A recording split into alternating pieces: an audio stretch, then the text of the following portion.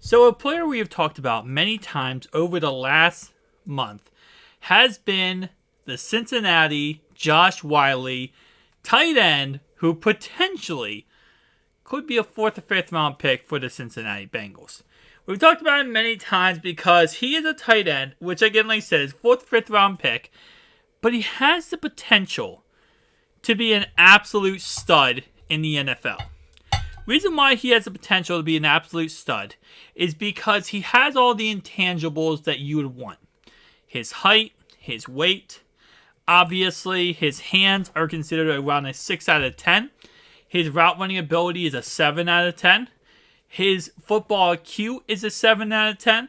He's pretty much your ideal definition of above average tight end, where he's not coming out of college and you're looking at him saying, this guy's an absolute superstar. But you look at him and you go, he has everything we can work on. He has everything we can bring in and, perfect. Now, my personal opinion is you bring in a veteran player with him to really groom him into becoming a superstar. But with that being said, they asked him about his idea of joining the Cincinnati Bengals. Obviously, playing for Cincinnati College, it makes almost perfect sense that you would want to eventually just go right down the street to Cincinnati Bengals. So this is what he had to say. Speaking with Mike of CLNS Media at Cincinnati Pro Day, Whyle noted his priorities when seeking out a pro team. Playing here would be pretty cool. Playing in a city at all 3 levels of the game, that would be pretty cool. But I want a team that wants me. He's 6'5", 6'6", 250 pounds, scored 15 touchdowns over his last 3 seasons, and indeed is a prospect for the Cincinnati Bengals. It is indeed a prospect the Cincinnati Bengals will look at closely during the draft, much as they are doing on Thursday when most Bengals brass and coaches were spotted at the event. Again, like I said, guys, if we go ahead and pull up his draft profile right here. I'm about to make this a little bit smaller for you guys so you guys can see this a little bit better. But he was a Cincinnati Bearcat, right? Grade-wise, 69.9 overall grade last season, 69.8 the year before that, and then 90.9 the year before that. His receiving grade is a 68.5, and his run blocking grade is a 69.5. I don't think he doesn't have analysis on him, but again, he's a pretty above average tight end. That's the best way I could put this. He can run block, he can go out there for a pass, he can do a little bit of everything, but he's not going to be perfect yet. You're going to have to really develop him and have a veteran tight end in your system that can really help him blossom into an absolute monster. And I think, again, like I said before, if Cincinnati does go ahead, let's say, for example, they draft a tight end in the first round, right? And then they're able to also go get another, let's say, a veteran tight end in free agency to kind of help the first round tight end and also the other tight end, Josh Whyle. They can make their tight end group absolutely amazing for this upcoming draft. And I don't know why my screen looks like this, how it's oriented. Let me zoom out a little bit. That might look a little bit better. All right, so first round, right? This is kind of where I'm leaning. I'm just going to be honest with you. I know not everyone's going to agree with me. If you guys do not sign a right tackle in free agency or anything like that, I am still going to, home in my guns here and say that I think it's going to be DeJuan Jones, right tackle from Ohio State. If you guys do not sign a tackle in the draft. Because right now there's no real number one guy who's going to take over. Could you take a tight end? Absolutely. In this situation, I have right here Michael Mayer's off the board, Dalton Kay's off the board, or Kincaid's off the board. Could you technically trade up in the second round and get someone like Darnell Washington? Absolutely. Right here, he'd go on pick 39. I see him like pick 37 to pick 42. You could easily get him in the early second round if you trade up. but we're going to just stick it and pick it here. So we're going first round with a right tackle, right? Franchise tackle. You now have your superstar for the next couple seasons. That's awesome. Second round. This is where I'm probably looking toward secondary. If Trey Flowers and Eli Apple does not return, this is where you could look for a cornerback type prospect. Obviously, you have Garrett Williams from Syracuse. We have Tre'Davious Hodges-Thompson, who obviously is a monster cornerback from TCU. I like him a little bit better than I like Garrett Williams. And then we have Eli Ricks from Alabama. I'm probably going in this spot. Nathan Dell. This is another player that in my mock draft, going through my mock drafts, he was another player that showed up a lot in the second round. And another player shows up a lot in the second round. Isn't right here, but he's actually Sidney Brown from Illinois. And he has a lot of potential too. I'm probably going with Sidney Brown here. I think Sidney Brown is an absolute tank. Third round here, I am going Carl Brooks for Bowling Green.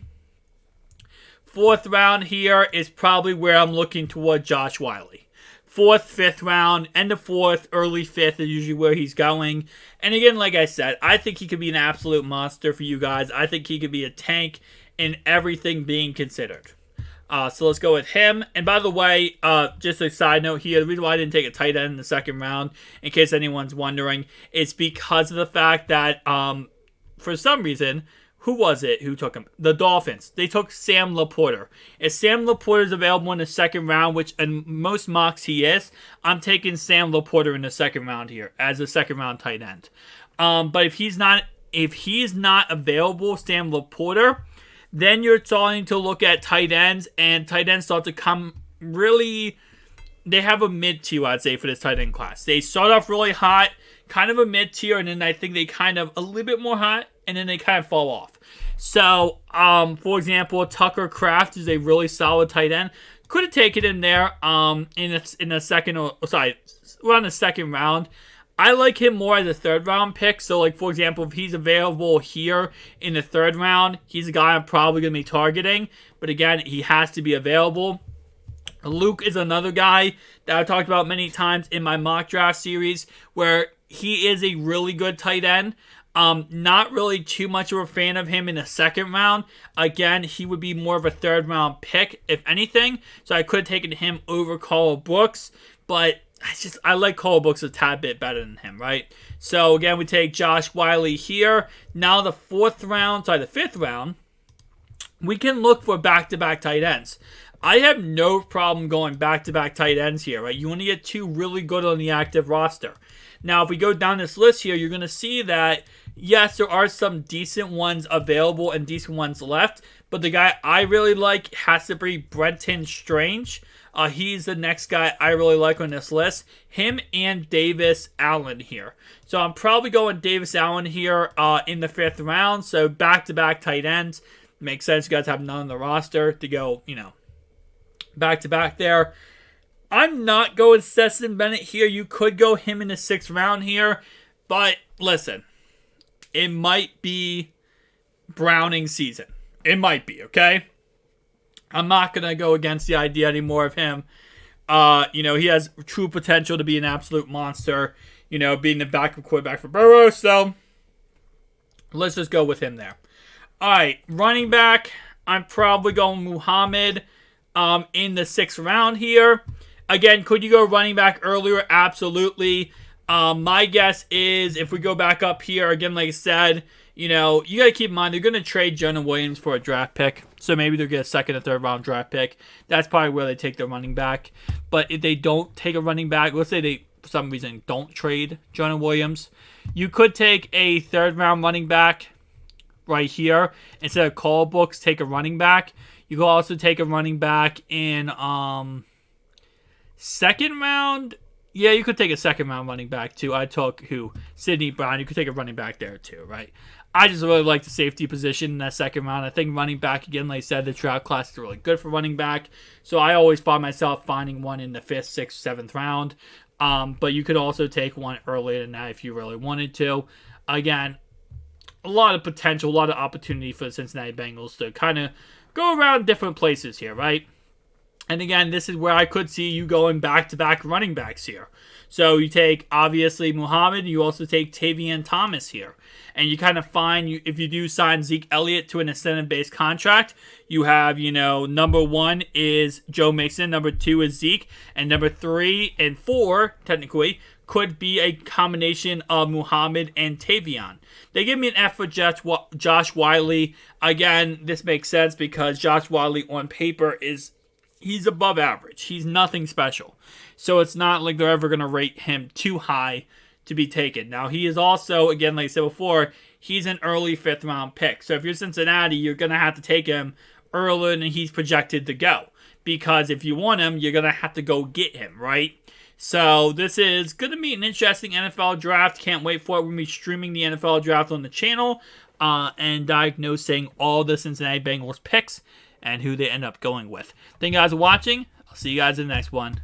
Peace out.